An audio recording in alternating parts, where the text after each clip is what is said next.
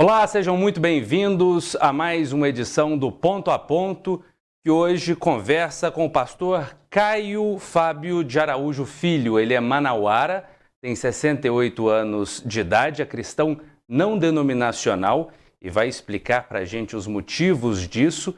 Ele é também o mentor do grupo Movimento Caminho da Graça, tem mais de 50 anos de ministério e 180 livros publicados.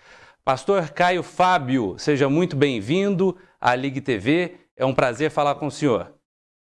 O prazer é meu irmão. Muita alegria em estar aqui com vocês. Alegria toda nossa.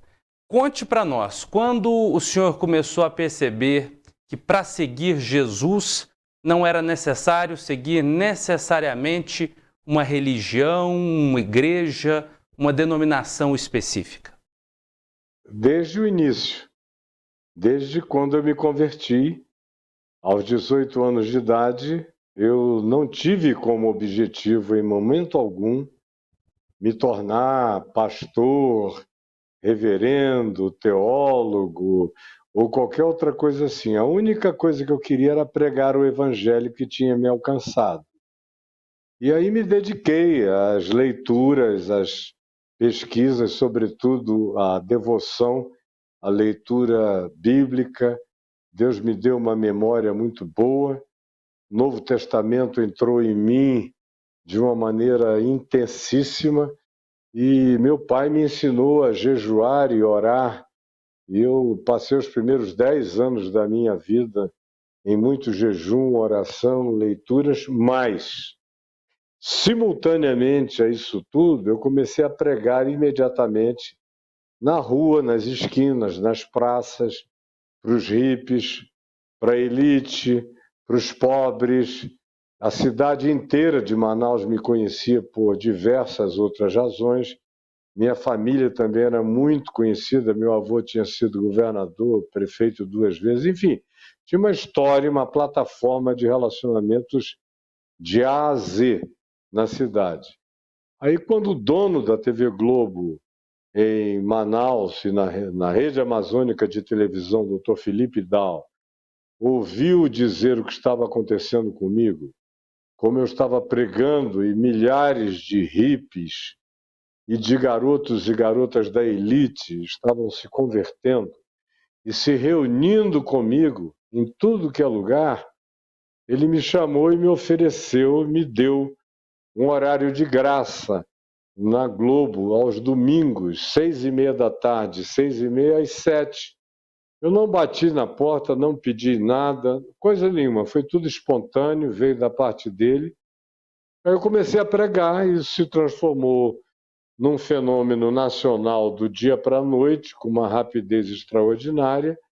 Aí foi quando a Igreja Presbiteriana do Brasil começou a pedir para me mandar para a Faculdade Teológica em Campinas, para o seminário, para isso, para aquilo. E eu disse que eu não queria. Se eles não me atrapalhassem, eu iria continuar pregando o Evangelho para aqueles aos quais eu pregava. E iria encaminhar as pessoas para as igrejas mais saudáveis que pudessem receber essas pessoas que estavam crendo no Evangelho através da palavra que eu estava trazendo. E como eu, durante 2 ou 3 vezes, disse a eles que eu não aceitava a proposta de ser ordenado pastor com a condição que para eles era sine qua non de ser enviado para o seminário, ficar 5 anos lá, e eles disseram, bom, você é uma pessoa diferente, há uma singularidade, inclusive cultural em você. Meu pai era um homem extremamente culto, a minha família toda, inclusive as mulheres, eram mulheres que há 70 anos atrás todas já eram formadas em cursos superiores, os homens também. Eu cresci num ambiente cultural que me favoreceu extremamente. E meu pai, além de ser um advogado brilhante, era um indivíduo estilo de Leonardo da Vinci, que fazia de tudo e qualquer coisa numa compreensão extraordinária de ciências de todas as naturezas e de sensibilidade humana, se tornou pastor presbiteriano, muito dedicado, completamente dedicado à espiritualidade do Evangelho, e ele foi o meu mentor, com quem eu comecei tudo, e as coisas explodiram. Um ano depois da minha conversão, já havia milhares de jovens andando atrás de mim, e foi assim que tudo começou. Depois isso virou nacional. Quando eu percebi, eu estava transmitindo. Fui a primeira pessoa a transmitir um programa de televisão semanal do Amazonas para o resto do Brasil em rede nacional. Isso há 50 anos atrás, não foi outro dia. E fui o primeiro indivíduo a ter um programa regular e sistemático na televisão em rede no Brasil. Até que muitos anos depois eu cheguei a ter o meu próprio canal e um monte de outras coisas. A minha vida tem sido intensíssima. Eu vivi muitas vidas nesses 50 anos de ministério. Na sua visão, hoje a Bíblia muitas vezes é usada de forma deturpada, é usada por pregadores de forma distorcida, como um meio de manipulação? Qualquer um que consiga ler português, lendo a Bíblia, vê que o modo é todo distorcido e a Bíblia é usada como livro de trocas e barganhas e de negócios religiosos. Mas não é só isso. A pior de todas as coisas é o uso da Bíblia em si. Porque nós, cristãos, somos pessoas dos evangelhos, nós somos gente do Novo Testamento. Nós somos gente que crê em Jesus. Nós deveríamos ser todos discípulos de Jesus. Deveríamos aprender conforme Jesus nos ensinou a viver. Mas o que acontece cada vez mais é que Jesus só está, na melhor das hipóteses, na placa, na porta desses lugares. Mas não tem nada de Jesus dentro da maioria quase absoluta dessas igrejas. Eles são pessoas discípulos de Moisés, do Velho Testamento, da Torá, das barganhas. Deus só responde com base em sacrifício. Como o sacrifício não é mais feito matando ovelhas, nem bodes, nem bois, nem pombinhas e rolinhas, como era no Velho Testamento em Israel, então eles substituíram tudo isso por grana mesmo. Deus só ouve oração de quem deposita, no mínimo, o dízimo, mas tem que botar muito dinheiro lá. E o dízimo é algo do Velho Testamento. Era para sustento daquele templo lá, grandioso, de Salomão. Depois o templo de Herodes, o Grande. Antes disso teve um pequeno templo intermediário, depois que eles voltaram do exílio em Babilônia, que acabou no exílio persa, e Ciro o Grande deu liberdade para eles voltarem para sua terra e reedificarem os muros de Jerusalém e habitarem lá na Judéia, porque a essa altura o povo de Israel já não era um povo só, eles já tinham se dividido no meio, 10 tribos tinham se separado, ficado no norte, com a capital na Samaria, e os judeus de Jerusalém odiavam esses outros irmãos, os que eram os das 10 tribos anteriores que se separaram, que foram para um exílio, só que não o mesmo exílio. E nesse exílio para o qual foram, se misturaram com outros povos. E os judeus da tribo de Judá, com capital lá em Jerusalém, mantinham aquele purismo de natureza sionista, genética, de DNA, de não se misturar com os outros. Era um povo que vivia no seu próprio apartheid, no seu próprio gueto. Então eles nunca mais se reconciliaram com o resto das tribos de Israel, cuja capital ficou sendo a Samaria. Até os dias de hoje você tem os samaritanos morando lá, em Siquém, em volta do Monte Gerizim, e os judeus odeiam os samaritanos mais do que eles odeiam os palestinos, por exemplo. A população de Israel em si não odeia os palestinos. Mas os radicais judeus de Israel, de extrema direita, que são os sionistas, quem são os sionistas? São os que dizem que o território que Moisés disse que Deus estava dando a Israel há quase 4.000 anos atrás, é o território que tem que vigir hoje, como geografia política para eles.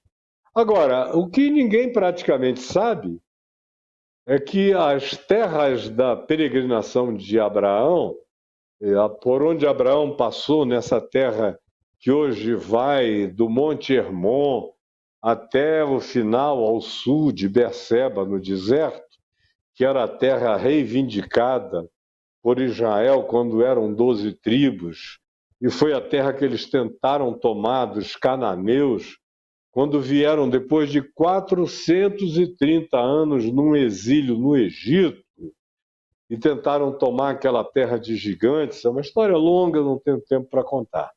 Então, eles não habitaram aquela terra há muito tempo. E o tempo que habitaram foi no meio de muitos conflitos contra os filisteus, os outros povos cananeus.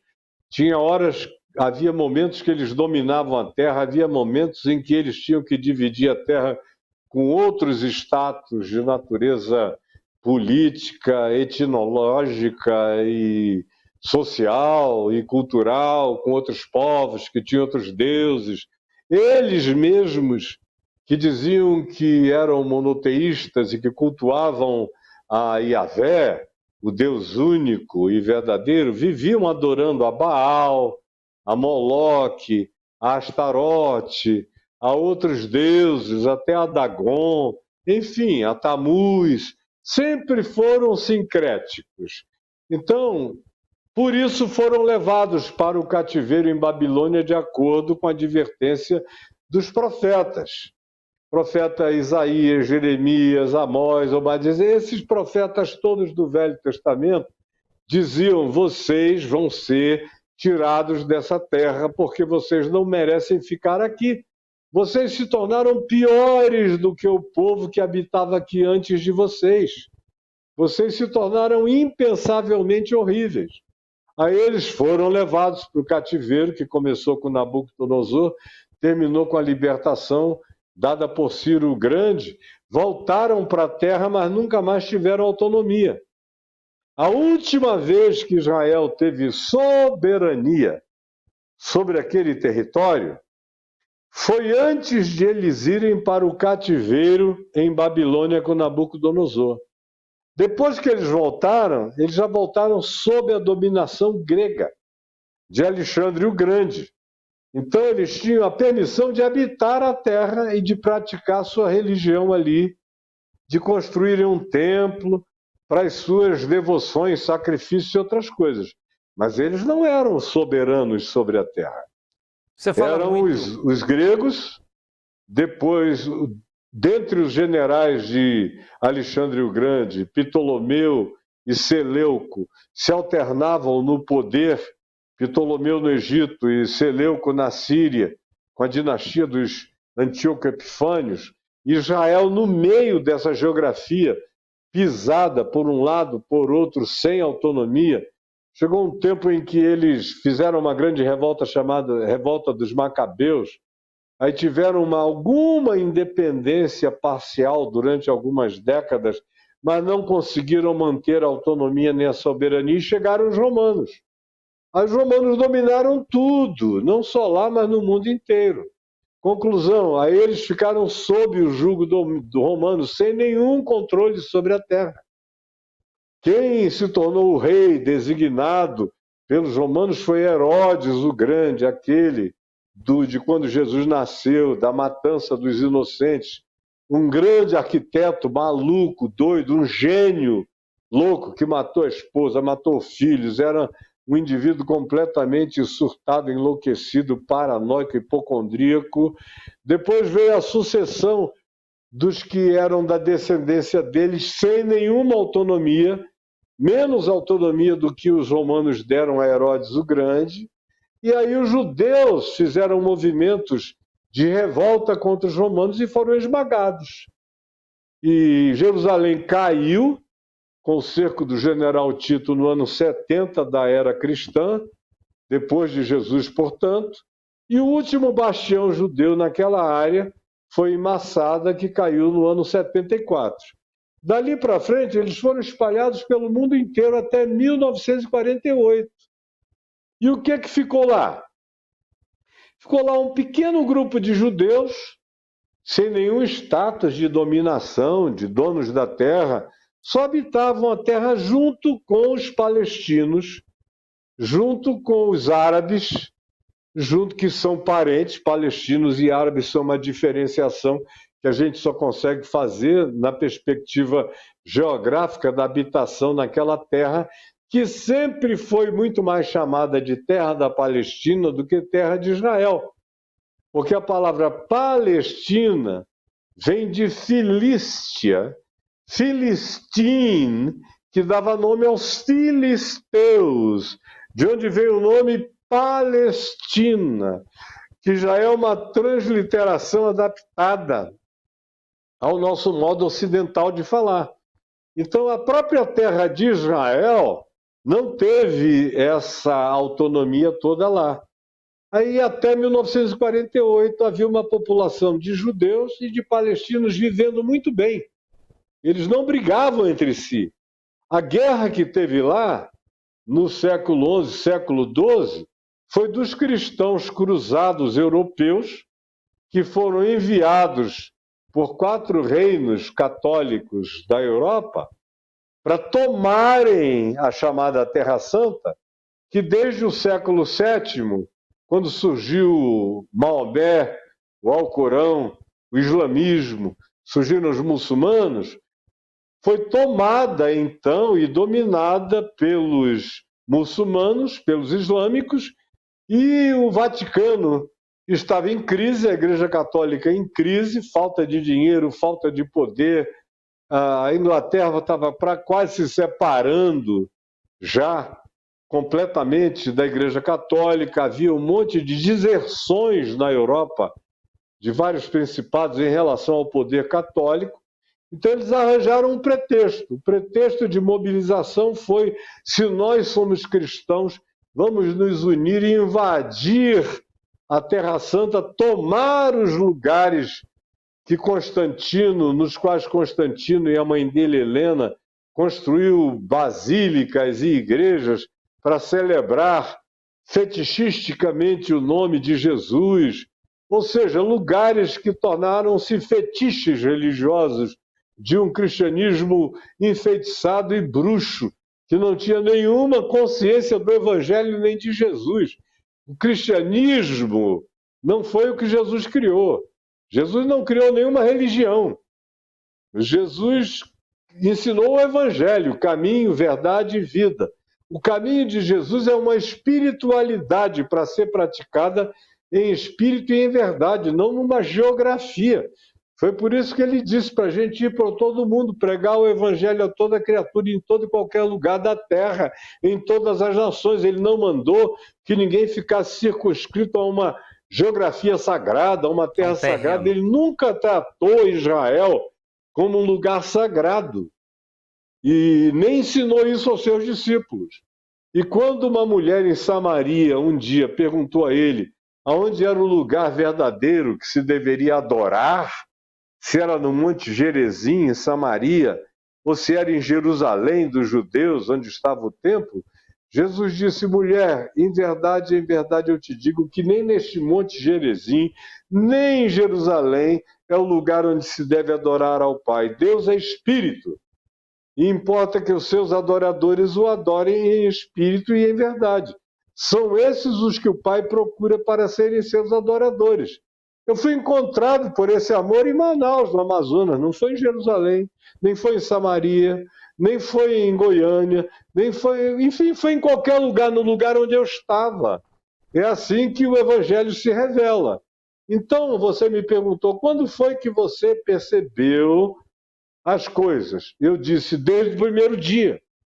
Tanto é que a minha tese, quando os presbiterianos pediram muito para me ordenar, porque eu era considerado já, 1 ano e meio depois da minha conversão, eu era tratado como uma espécie de bispo espontâneo da cidade de Manaus.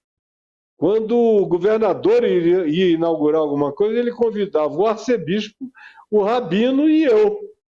E lá ia eu, com cabelo grande, todo tranquilo, jovial, com 19 para 20 anos, cortar as fitas e pregar.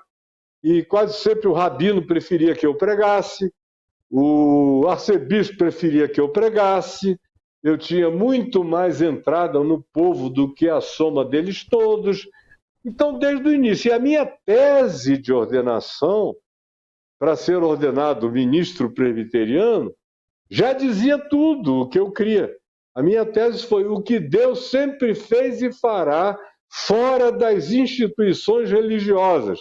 Era uma tese sobre a liberdade de Deus para se revelar a quem Ele quisesse, onde Ele quisesse, do jeito que Ele quisesse, a quem quer que o buscasse em espírito e em verdade. Então, respondendo a tua pergunta, sempre crie do jeito que eu creio, confesso e digo.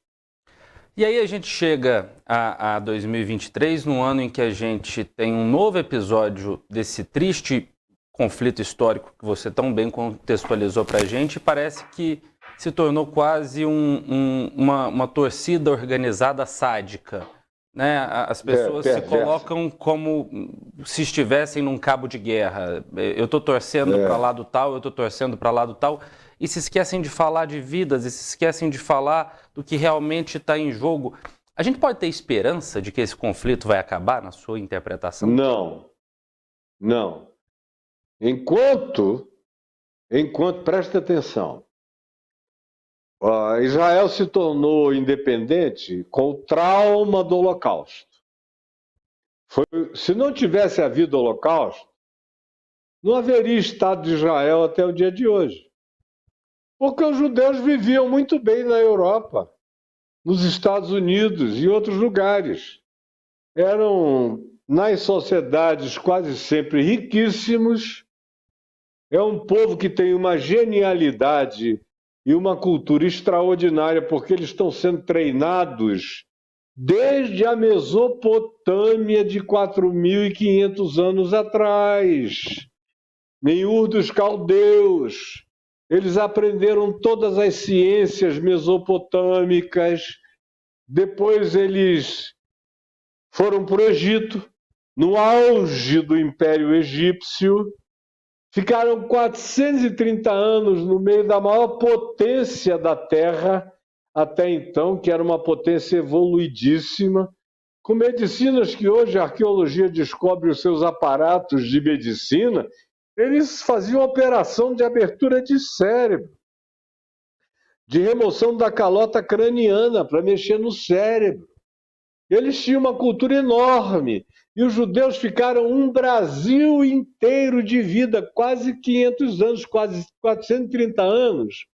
Era como se nós tivéssemos ficado 430 anos nos Estados Unidos da América, ou na França, no auge da cultura francesa ou da cultura inglesa. Então, outra grande absorção. Depois eles voltaram e entraram na terra de Canaã, que era uma promessa. Eles tiveram que guerrear para tomar conta daquilo, nunca tomaram conta por inteiro. Eu já contei uma parte da história antecipadamente para você do que aconteceu lá. E aí foram conviver com os babilônios, que era outra cultura poderosa no planeta, com desenvolvimentos arquitetônicos, astronômicos, astrológicos, científicos, matemáticos. Você tem uma ideia, Abraão, que é o pai dos judeus e também o pai dos árabes, pai dos palestinos, todo mundo vem de Abraão. Todos eles são semitas, são descendentes de um dos 3 filhos de Noé, Sem, Cão e Jafé. Quando se fala semita, que todo mundo fica associando só a judeus, é uma ignorância brutal. Porque os semitas são os que vêm desse filho específico de Noé, que é de onde Abraão procede. E Abraão é o pai tanto de Ismael, que é o pai dos árabes, é o filho mais velho biologicamente de Abraão, e Isaque, que é o chamado filho da promessa pelos judeus. Agora, só para você ver a confusão, a mulher de Abraão não conseguia dar a ele filhos, e ele queria ter um filho para a descendência dele continuar, e as promessas de Deus da vida dele acontecerem na realização de um filho. Aí, como ela foi chegando aos 80 anos e não dava à luz filhos, foi ficando preocupada, e ela pediu para Abraão gerar um filho com uma escrava dela, egípcia, chamada Agar. Então, Abraão e Agar começaram a transar. Abraão gostou muito da Agar, ela era jovem, bonita, linda, gostosa e fértil. Ficou grávida, teve um filho, a quem deram o nome, ele e Agar, deram o nome de Ismael, que era 12 anos mais velho do que o filho que nasceu depois, quando Sara miraculosamente deu à luz a um filho com 90 anos de idade, e Abraão já broxa, é a expressão que o Novo Testamento usa, sem dizer broxa. Paulo diz, estando ele totalmente amortecido, não tinha mais ereção para produzir nenhum tipo de continuidade biológica, a mesma expressão é usada na Epístola aos Hebreus, viu-se, todavia, subitamente com uma capacidade de ereção, e a mulher dele, que tinha já parado de ovular há muitas décadas, ovulou e deu à luz a um filho. Agora, essa mesma história, que do lado bíblico, do lado de Israel, se concentra em Isaque, como filho da promessa, que depois Deus pediu para Abraão imolá-lo no Monte Moriá. É uma coisa louca. E Abraão obedeceu a Deus, levou o garoto até lá, e o menino, sem entender nada, traumatizado, foi amarrado, fogo foi aceso, o pai levantou um cutelo para cortar-lhe a cabeça em sacrifício a Deus, dizendo, eu sem Deus não sou nada, mas sem um filho, Deus ainda continua a ser meu Deus. E eu creio na promessa e na fidelidade dele para comigo, de que ele vai fazer de mim uma grande geração. Eu tenho meu filho Ismael, a quem ele próprio, Abraão, tinha abençoado e tinha recebido promessas de que Ismael, o árabe, filho de Agar, pai dos árabes e dos palestinos, seria também uma multidão de nações que decorreriam dele. Essa história que você lê na Bíblia, em Gênesis 22, de Isaac sendo quase imolado pelo pai Abraão no Monte Moriá, se você abrir o Alcorão dos árabes, dos muçulmanos, a mesma história é contada, só que o personagem não é Isaac, é Ismael. Então, os dois livros, a Bíblia e o Alcorão, contam histórias de reivindicação de posse e territorialidade em nome da mesma paternidade, em nome do mesmo Deus único, infinito, pessoal, só que são versões diferentes. Então, chegam os judeus com a Bíblia na mão e dizem, essa terra é nossa, por causa de Abraão e de Isaque. Chegam os islâmicos, muçulmanos, dizem, não, essa terra é nossa, Abraão era nosso pai, Ismael era nosso pai, e era irmão de Isaque, nós somos irmãos e somos primos. Se vocês têm direito a essa terra, nós temos direito também. Só tem um detalhe, é que os árabes e palestinos nunca foram expulsos da terra. Eles ficaram lá esses milênios todos. Nunca quiseram ter um status de criar um Estado formal, com características políticas de um Estado europeu, de um Estado americano, de um Estado russo, de nenhum Estado assim. Porque eles eram muito mais simples, beduínos, acostumados a obedecer sheiks e figuras religiosas, não tinham essa convergência de separação entre religião e Estado. Para eles, aquilo era uma coisa só. Quando Israel sofreu do nazismo, o que sofreu, e viveu o Holocausto, foi que eles disseram: nós temos que voltar para a terra que foi a terra dos nossos antepassados.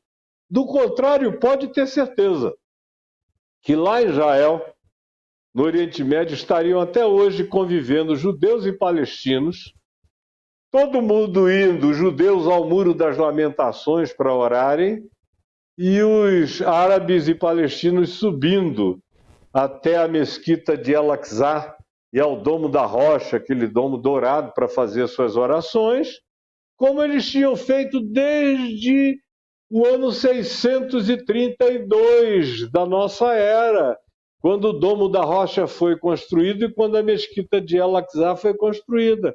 E judeus e palestinos conviveram esse tempo todo até 1948. Foi de 48 para cá que começou isso, quando os sionistas judeus, quem são os sionistas? São aqueles que dizem: nós só seremos um povo de novo se habitarmos Sião. E Sião é um montezinho que você passa por cima. Lá em Israel, se não tiver um guia para dizer: olha, a gente está passando em cima do Monte Sião, aí em Goiânia tem um monte de montezinhos que você passa que são mais altos que Sião. É um lugar mais simbólico, arquetípico do que qualquer outra coisa. Mas eles disseram: sem a nossa geografia, Deus não é o nosso Deus, e mais, o Messias não vai voltar enquanto nós também não derrubarmos as duas mesquitas que estão no lugar onde antes era o templo, tanto de Salomão como depois o templo de Esdras e Neemias, e por último o templo erguido por Herodes o Grande, que foi destruído completamente no ano 70 da nossa época. Os sionistas dizem: se a gente não derrubar essas mesquitas e não erguer o templo, e não tomarmos posse de Jerusalém como nossa capital indivisível e incompartilhável e só nossa, o nosso Messias não virá. Porque o Messias veio e eles mataram. E eles não quiseram, como o Evangelho de João diz: veio para o que era seu, para os seus, mas os seus não o receberam.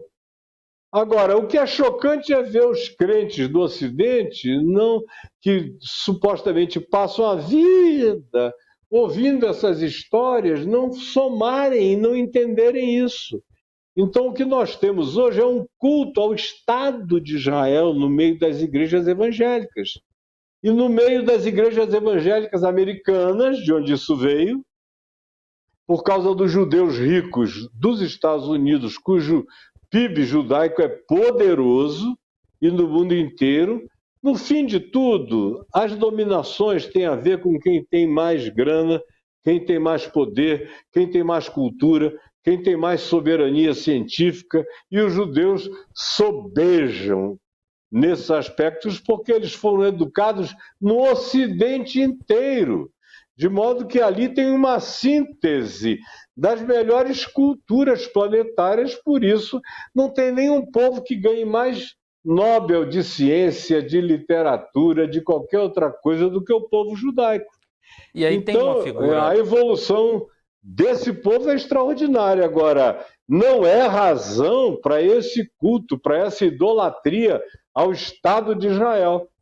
O Estado de Israel às vezes faz coisas boas e outras vezes faz coisas horrorosas, como foi no passado. Os profetas de Israel na Bíblia, se você ler no Velho Testamento, 90% da mensagem do Velho Testamento é batendo em Israel e nos judeus. Idólatras, hipócritas, distantes de Deus. Jesus bateu mais do que ninguém neles. Paulo, que dos apóstolos é o mais lúcido, viveu muito pouco tempo em Jerusalém. Quando se converteu, não quis nem ir lá. Partiu já de Damasco para diante, para a Arábia, depois para o mundo greco-romano, para pregar o Evangelho. Então, até 1948, os cristãos não cultuavam nenhuma perspectiva de Estado de Israel, porque não havia nenhuma esperança de que houvesse um Estado de Israel. Agora, só para eu concluir, eu já sei que você quer me perguntar alguma coisa, mas só para concluir, as primeiras gerações, depois da Guerra da Independência em 1948, que quando as primeiras autoridades judias foram constituídas, depois que eles tomaram Jerusalém e acrescentaram a Jerusalém Oriental e criaram esse conceito de Jerusalém indivisível e só dos judeus, os primeiros ministros daquele governo do Estado nascente de Israel eram pessoas liberais de coração. Era gente como Ben Gurion, como Golda Meir, como o mesmo general Moshe Dayan, que lutava as guerras como o principal guerreiro de Israel contemporâneo, mas era amicíssimo do rei da Jordânia, dialogava com o Egito, era amigo dos palestinos. Quando terminava a guerra, feliz que a guerra tinha terminado, ele ia logo tomar chá, comer comida árabe, porque ele adorava o convívio com os palestinos. E assim os outros ministros, até o Itzhak Rabin, que assinou a paz com Arafat. E todo mundo viu, ambos ganharam o Nobel da Paz. Aí o que é que vem? Vem um sionista de extrema-direita, judaica, e mata o Itzhak Rabin, o assassina em Tel Aviv.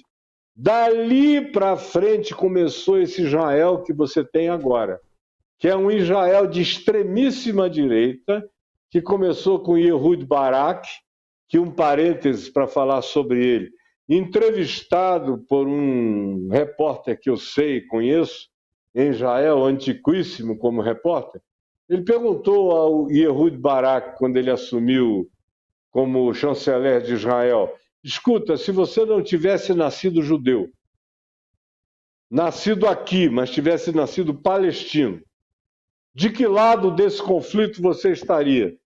Ele falou, eu estaria lutando junto com a resistência palestina contra os judeus.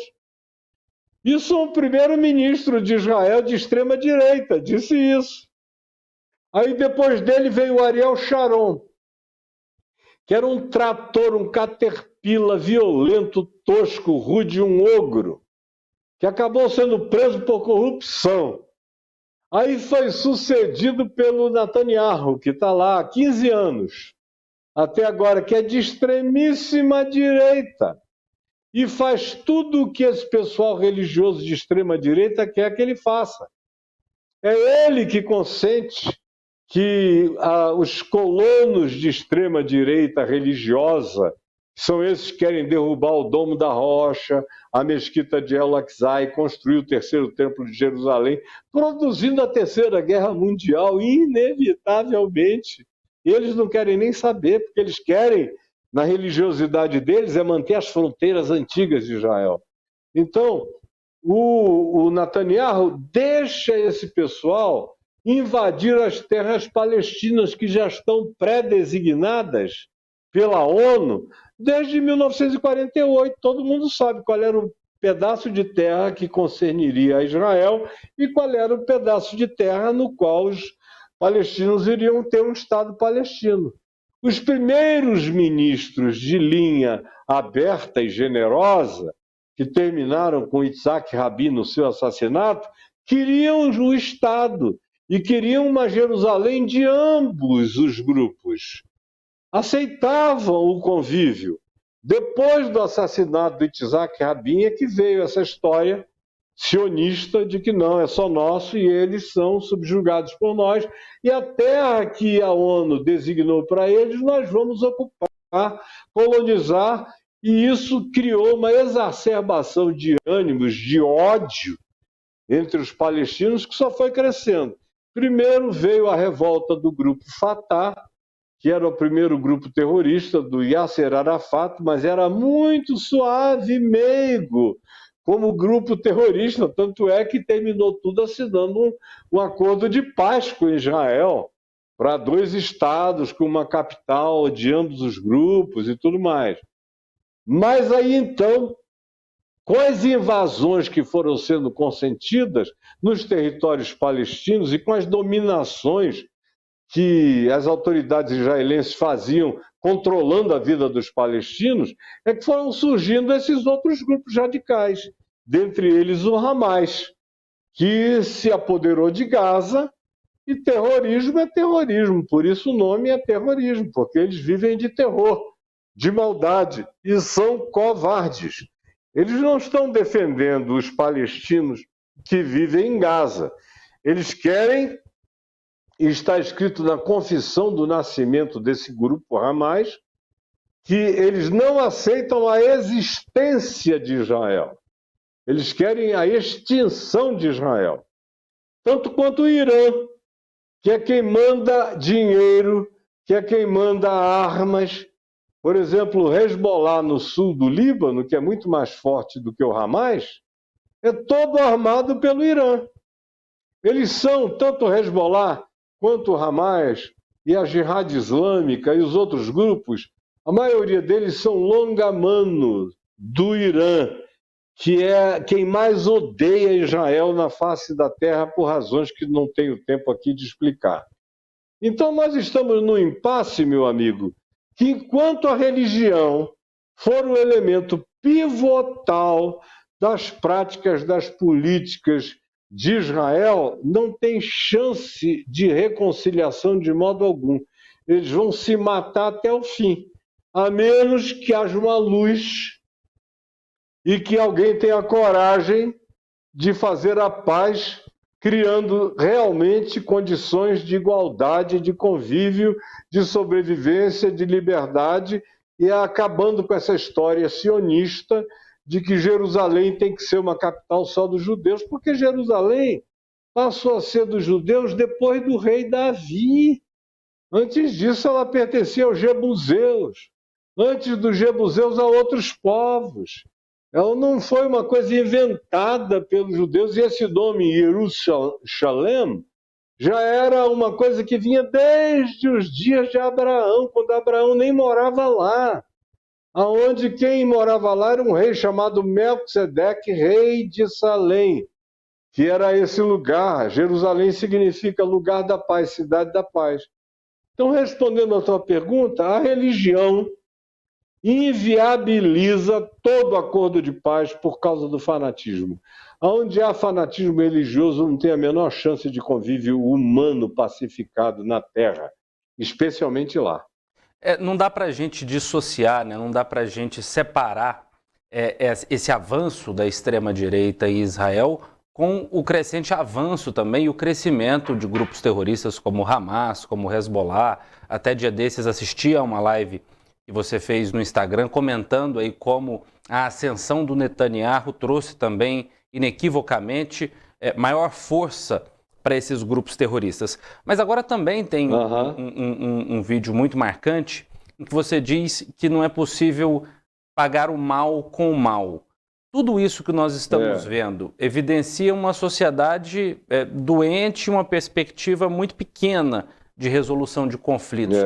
Qual a mensagem que a gente deve trazer para tentar, pelo menos, sensibilizar o coração de algumas pessoas? Olha, quem é gente de boa vontade assistindo esse conflito todo, já tomou o lado da paz faz tempo. Não é nem de um lado nem do outro. Agora, se você for para dentro de 95% das igrejas evangélicas no Brasil, eles são todos pró-Israel, não importa o que Israel faça. Por quê? Porque gente como Valnice Milhomens, eu só vou citar os do Brasil, mas isso tudo começa sempre nos Estados Unidos e na loucura evangélica americana. A igreja evangélica americana é doente, é fanática, é doida. E exporta a sua loucura para o Brasil. E aqui tem os seus representantes, que ficam fazendo a cabeça desse povo todo que não sabe discernir entre a mão direita e a mão esquerda, que é esse povo que compra feijão ungido do Valdomiro na pandemia por R$1.000, você ter uma ideia de que estado mental é que nós estamos tratando, esse pessoal ouve desses que são os dispensacionalistas escatológicos, que também dizem que Jesus só vai voltar outra vez no dia em que Israel tomar conta de tudo, destruir as 2 mesquitas, erguer o 3º templo, porque depois de 1948, o que é interessante é que do ano 70, quando Jerusalém caiu sob os romanos e o general Tito, até 1948, os cristãos do mundo inteiro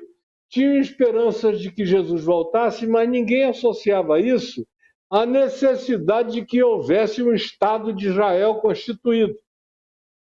Foi depois de 48, quando surgiu o Estado de Israel, é que isso virou uma escatologia, ou seja, uma doutrina das últimas coisas. E eles divulgam isso para todo lado. O povo não sabe ler nem a Bíblia, não sabe ler o Novo Testamento, não sabe nem diferenciar Jesus de Moisés, não sabe que nós somos discípulos de Jesus e não da Bíblia toda, porque a Bíblia teve seu tempo, por isso é que tem o Antigo Testamento e tem o Novo Testamento. E Jesus disse: novo mandamento eu vos dou. De modo que Paulo diz que as coisas passadas passaram, caíram em esclerosamento, caíram em caducidade. O escritor de Hebreus diz que quando se mudou o sacerdócio, que deixou de ser da tribo de Levi em Israel e passou a ser o sacerdócio de Jesus, que nem da tribo de Levi era, descendente de Davi, da tribo de Judá, com a mudança do sacerdócio, ele diz a mudança de lei. Mudando a lei, ele diz a lei agora é amor. Um novo mandamento eu vos dou. Agora, os crentes não querem saber disso, eles não querem saber de nada. Isso que eu estou falando aqui para eles é loucura, é heresia. Eles não querem nem pensar no assunto. Então, a nossa situação é horrível. É por isso que eu tenho tanta amizade, os ateus me amam tanto, os agnósticos, os esotéricos, os acadêmicos, os pensantes, porque qualquer um que junte 2, que tenha 2 neurônios pelo menos, quando me ouve falar, concorda absolutamente com o que eu estou dizendo. E se conhecer um pouco de Bíblia, concorda ainda mais. Se conhecer o Evangelho de Jesus para valer, me dá razão absoluta. Agora, eu não tenho nenhuma esperança de que qualquer coisa melhore com essa religião cristã, do cristianismo ocidental que está aí, que quer ver o fogo queimar, o bicho pegar. Porque quanto pior, melhor. Tem que ficar horroroso que é para Jesus poder voltar. Como é que você vai dialogar com um pessoal que torce pelo mal, pela catástrofe? E que quanto mais catastrofizar-se o cenário político, ideológico, geopolítico de Israel e dos palestinos, melhor, porque apressa a volta de Jesus. É o que esses caras ensinam por aí todo dia na internet, mobilizando milhões de pessoas, não só aqui, na América Latina toda, na África e, sobretudo, nos Estados Unidos. Na Europa você não vê isso. A Europa chamada pós-cristã está numa situação espiritual e mental infinitamente melhor e mais evoluída do que os Estados Unidos da América e do que todos aqueles que estão debaixo desse cristianismo sincrético perverso que cultua o Estado de Israel acima de todas as coisas. Israel virou o ídolo supremo da escatologia do cristianismo ocidental. Eu vou aproveitar que você trouxe esse link aqui com as igrejas evangélicas brasileiras e com esse movimento cristão que a gente observa no Brasil. E nós temos aqui assim, situações que são, do ponto de vista social e humano, muito graves. É bancada evangélica buscando proibir casamento homoafetivo, um direito civil. Que eu chamo desde os anos 80 de cambada evangélica e não de bancada evangélica. Tem alguns caras legais lá que são meus amigos, mas o resto não presta. E aí, assim, uma preocupação muito com a vida alheia, uma preocupação muito com a liberdade. Usos e costumes. Com a liberdade do outro. Pinto, Pepeca e Anos. Essa é a trindade deles. Eles vivem em função disso. Pinto, Pepeca e Anos. O que interessa a eles. E por que esse fetiche? Como é que você avalia Porque que isso eles sempre foram pessoas dessa moral de Pinto, Pepeca e Anos. Sempre foram. A história do catolicismo é essa. Uma pessoa era considerada bruxa e queimada se ela se permitisse alegria sexual, se ela gozasse. Tem livros produzidos por pesquisadores seríssimos, vendo a sexualidade na história do cristianismo, que é um negócio pavoroso, meu amigo. É um culto à genitália, ao pênis, à proibição há anos. Isso tem 1.700 anos. Começou a crescer do quarto século, já com o imperador Constantino, para cá. E foi piorando nos últimos 1.200 anos. Pois é, mas por que cola? Onde isso toca hoje a nossa sociedade, a nossa juventude? As pessoas não sabem viver em espírito e em verdade, elas querem fetiche. Todo mundo quer uma coisa para pegar. E eles oferecem essas concreções. A mensagem de Jesus mandando amar a todos, indiscriminadamente, amar até o inimigo, eles acham que isso é coisa de otário. Eles usam o nome de Jesus de maneira só supersticiosa, mas Jesus não está com nada nas práticas das vidas deles. Jesus virou só um nome mágico para terminar os pedidos de oração mais estapafúrdios, pedindo a morte do inimigo em nome de Jesus, porque ele me faz mal, mata o Senhor. Então, cara, não tem esperança para um povo com uma mente assim. Aqui no Brasil, o grupo evangélico é o grupo mais retardado, mais atrasado, mais involuído, mais difícil de compreensão, e quanto mais eles seguem esses pastores do emburrecimento deliberado do povo, pior eles ficam.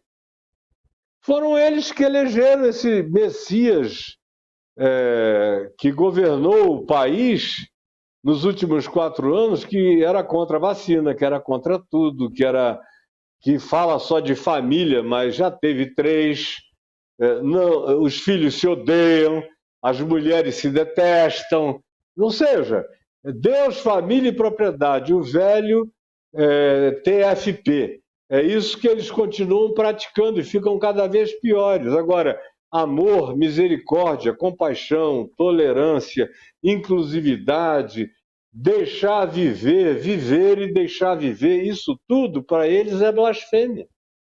Tem muita hipocrisia, eles querem criar um país de ayatolás, do Ayatollah Malafaia, do Ayatollah Macedo, do Ayatollah Valdomiro, desses ayatolás que estão atolados no inferno das suas maldades e das suas perversidades, e que oferecem um Deus que faz barganha. Se você botar 10, ele vai te dar 20. Se você botar 1.000, ele vai te dar 10.000. É um Deus que funciona na base de troca.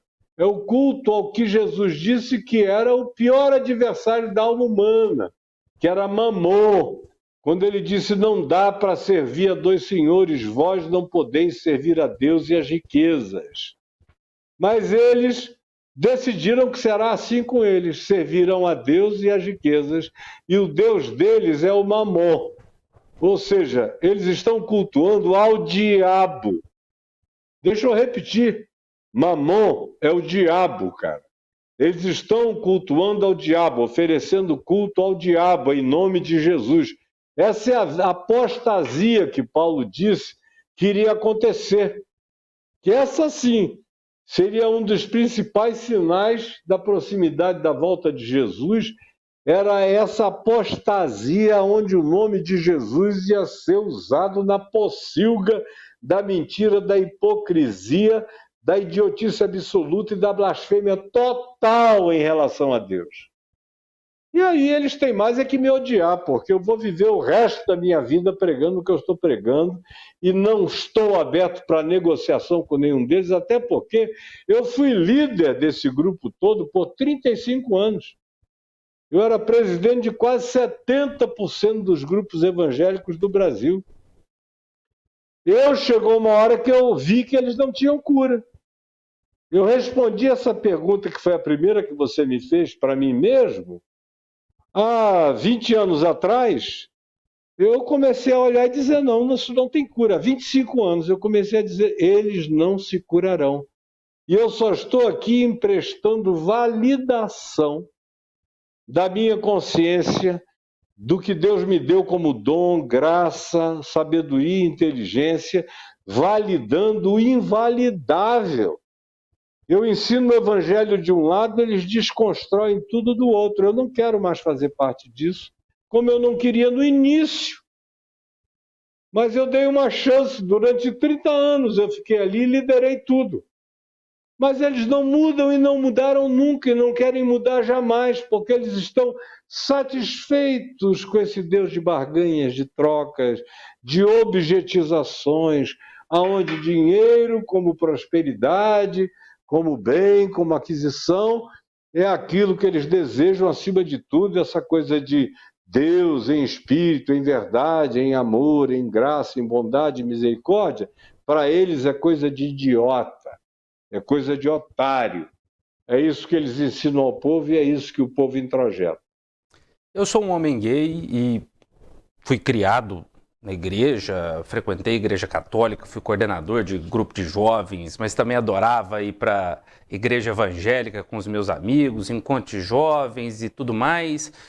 E hoje eu sou espírita, frequento já há algum tempo um centro espírita aqui em Goiânia e tenho encontrado muito sentido em tudo que vivencio e estudo e fez muita razão para a minha jornada de conhecimento espiritual, para a vivência da minha espiritualidade. Mas o que eu queria te perguntar, é missão de quem se coloca num lugar de mais consciência, de mais reflexão, ser também um pregador? Como é que a gente prega isso no nosso dia a dia para as pessoas ao nosso redor? Com a vida, se precisar, use palavras. Mas a pregação é a vida. A pregação é a encarnação de amor, de justiça, de bondade, de verdade, de fidelidade, de longanimidade, de mansidão, de domínio próprio. A pregação é o fruto do Espírito Santo em nós. Como Jesus disse, pelos seus frutos os conhecereis. Mas eles são só palradores infatuados, gritadores, anunciantes de mentiras. Quase todos os pastores da Universal previamente foram camelôs. Eles preferem camelô por causa do gogó, para inventar qualquer negócio, aprender qualquer modus operandi de venda. Eu também tenho um filho gay. Que idade você tem? 30. Meu filho tem 50, 48, 49 fazendo agora. E desde 18 anos que ele me disse, pai, eu sou homoafetivo, não consigo, faço toda a força, sobretudo por tua causa, porque eu não quero que você apanhe por minha causa desses fanáticos malucos. Você quer que eu mude para a Europa? Eu falei, eu não, eu quero que você fique aqui. Porque o Macedo tem um filho gay. Cadê o filho? Eles botou em algum lugar do mundo, desapareceu com o cara, para ninguém encontrar. Tem um líder presbiteriano dos mais conhecidos. Tem uma filha gay. Onde é que ela está? Está exilada na Europa. E assim toda a família de pastores mais conhecidos acaba tendo algum filho gay, algum neto gay, e eles isolam, colocam no ostracismo. Eles são maus. Eles não têm amor nem pela própria carne deles, nem pela angústia e a dor dos filhos deles. Então eu sinto muito, meu querido, mas conquanto eu, pessoalmente, não tenha acordo com algumas das doutrinas espíritas, mas eu tenho todo acordo com a prática de boas obras de bondade e generosidade dos espíritas kardecistas.